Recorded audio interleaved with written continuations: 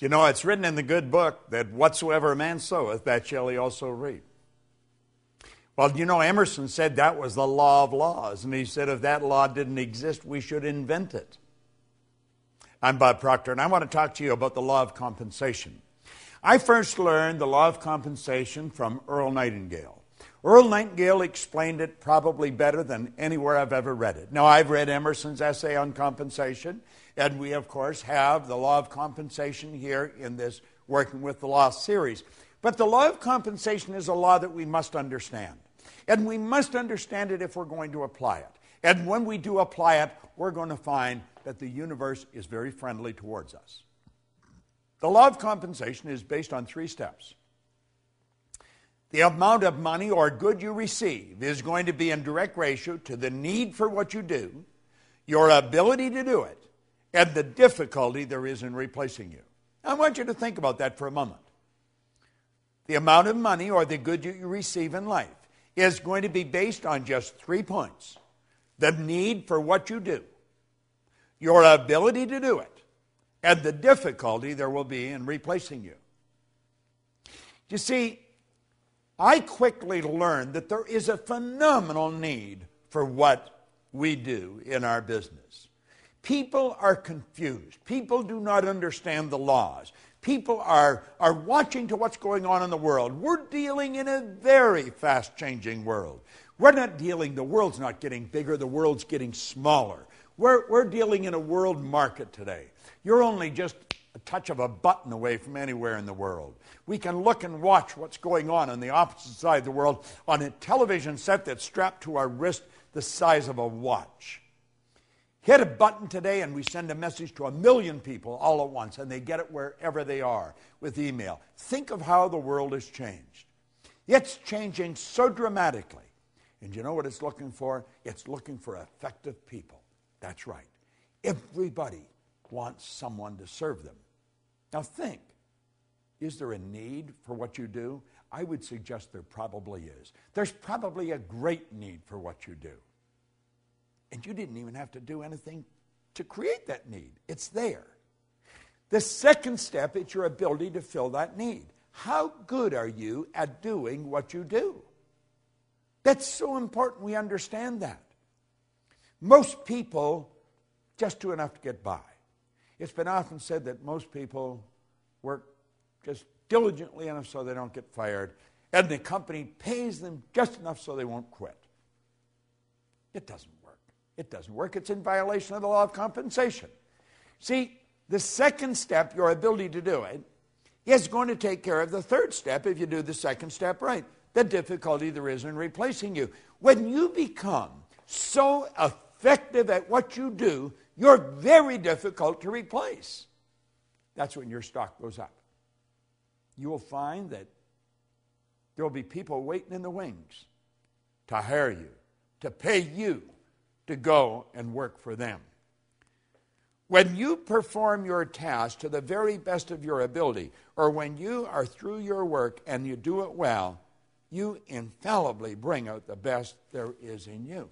Now, you see, I learned a long time ago that if I make up my mind, I'm going to learn how to communicate this more effectively all the time, then my income is going to keep going up. My customers are going to keep coming. Now, we have people come to us from all over the world. That is not an accident. That is by design, and it's by law. Now, you might ask where you live. I live in Toronto, in Canada. Now, my office is in Phoenix, but I have other offices around the world, and I work with people all over the world. But how did you and I come together? I'm going to suggest that you and I came together because I made a decision many years ago that I was never going to stop attempting to improve the service I render. And hopefully, I would attract people like you into my life because I was giving the very best I've got and always trying to do it better. See, every day I study. I study every day. Now, I've been doing this since 1961. Prior to 1961, I never studied. Never did anything. I just tried to get by. And, of course, I didn't do very well. I was earning just a little bit of money, and I was in debt over my head. And I had a difficult time finding work. Today, I don't have a difficult time finding work. I have a difficult time hiding from it periodically, but we work all over the world. Why? Well, 3 steps, law of compensation. The need for what you do, your ability to do it, and the difficulty there is in replacing you. Now, if you make up your mind that, and understand that you have infinite potential, no one knows what you're capable of doing. The most erudite scientist alive will not even guess at what you're capable of doing. As far as energy is concerned, we've studied this many ways. You've got about 11 million kilowatt hours per pound potential energy locked up in the electrons in the atoms of your body. Your brain is an electronic switching station that boggles the mind of the wisest.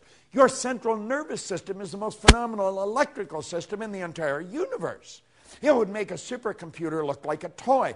Do you know that the blood circulates through hundreds of miles of passageway every 33 seconds, just like that? It carries all the food in, all the garbage out in one sweeping change. Have you ever stopped and thought about the power that you represent?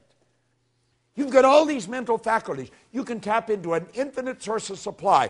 Listen, when we talk about you, we're talking about something that is awesome. The highest form of creation on the planet. That's what you and I are.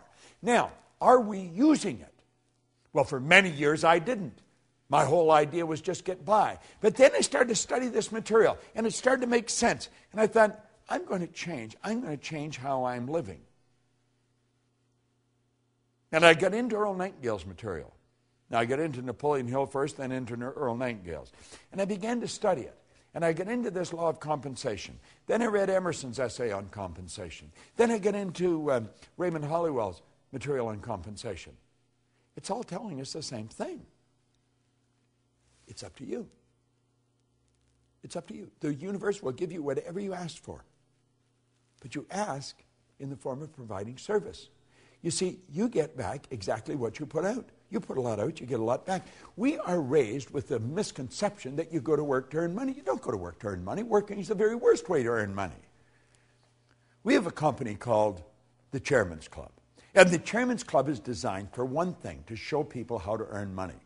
You just go to the Life Success or lschairmansclub.com, lifesuccesschairmansclub.com, and look it up. That's the sole purpose of it.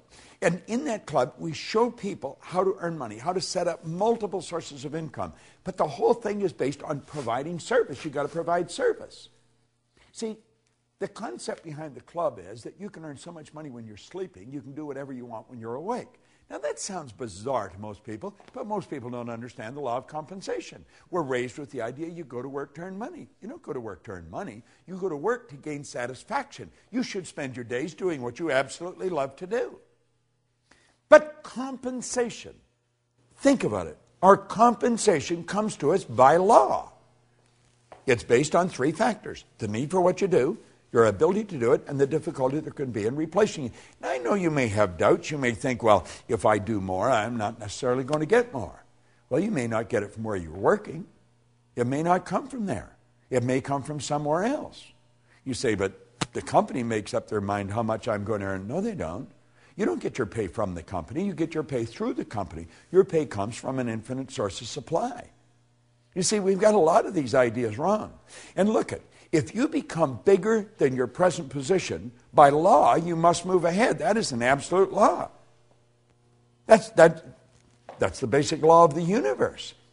When something becomes bigger than the position that it's in, it moves on to the next space. And if your company is not going to give you more, there's going to be a dozen companies waiting in the wings for you to come along and help.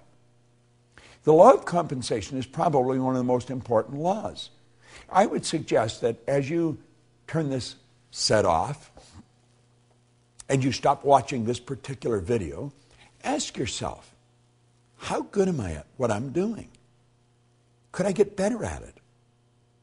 Could I get a lot better at it? How can I get better at it?